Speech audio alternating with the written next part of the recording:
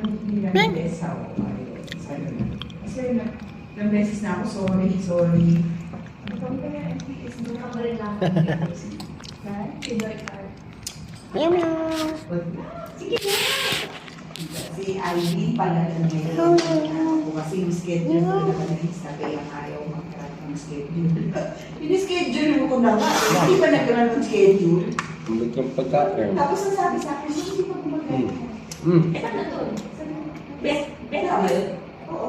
Nag-test ko ba yun? Kumanda sa akin, hindi nga lang nag-run ng schedule. Hindi na ako sinagot. Ano ba yun? Ako mag-iwit na.